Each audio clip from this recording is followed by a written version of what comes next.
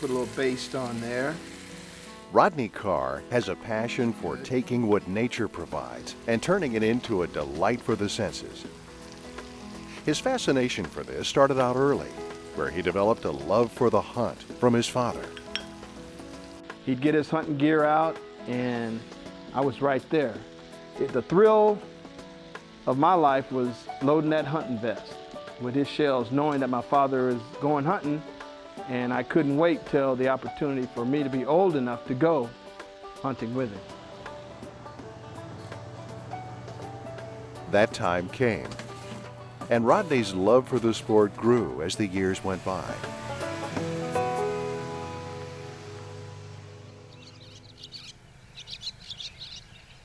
This day begins before dawn breaks in the north-central Missouri skies. I'm excited. I love this. I mean, it's a beautiful morning. The thrill is being out here, having an opportunity.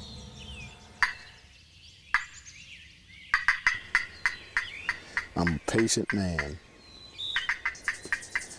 If it was easy, everybody would do it.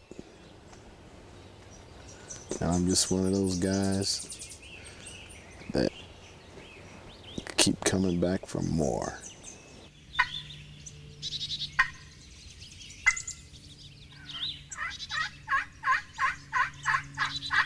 In the quiet moments between calls, Rodney has time to reflect on how his interest in preparing wild game and edibles began, stirring up memories of the family kitchen from decades past. It started with my mom. She would take that wild game that my father would get, and she'd make that stuff so delicious that I had 4 other brothers, and we used to fight over it. And I just learned to enjoy and appreciate the taste of wild game. If it's prepared right, it's delectable.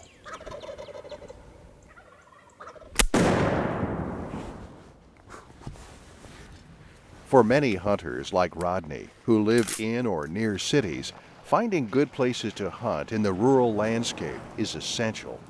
Like his father before him, he knocked on doors, got to know people, and developed relationships with landowners built on respect. Good. You come up there and you show an appreciation for their property. You want to share the harvest that you get with them. Don't just go up there and go hunting. You stop by and you visit with them. Actually talk to them and say, how are you doing today? And after a while, you start building relationships with them, somebody that really cares about them and their land.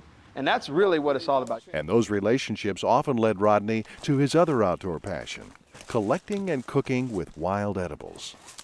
Blackberries, persimmons, wild hickory nuts, pecans, poke greens, gooseberries, morel mushrooms. It's not as appreciated anymore. The things that can be found in the wild that you can supplement an evening meal with. And I try to bring that back to my family and back to the table. Rodney Carr is what you might call an amateur chef specializing in things wild. He has garnered a lot of recognition from the Missouri State Fair Wild Game and Wild Edibles competition for his creations. It takes a little bit more care because as a wild game or wild meat has less fat in it, so it means it has to be prepared a little differently because dried wild game will turn most eaters off. A lot of times when you're experimenting, you have a lot of failures, but you learn something from each one.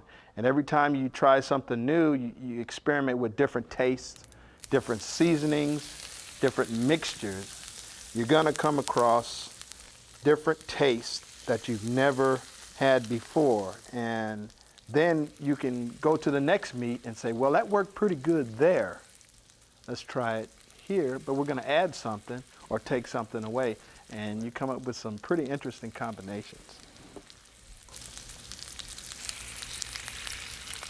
I mean, I prepare wild game at least once a week at home, and I make it a part of my diet. I try not to make it a big deal, but other than another meal that I'm going to eat, because that's the key to wild edibles, wild game. And if you take the wild out of it, it's just food. It all boils down to the fact that what matters to him is the affection he has for every part of the process, starting in Missouri's fields, forests, and streams, and ending up at the dinner table. I look forward to opportunities to hunt in the wild and cook what I've gathered in the wild, and I have a good time with it. That's what ultimately is what makes it good for me, is that it's just fun doing.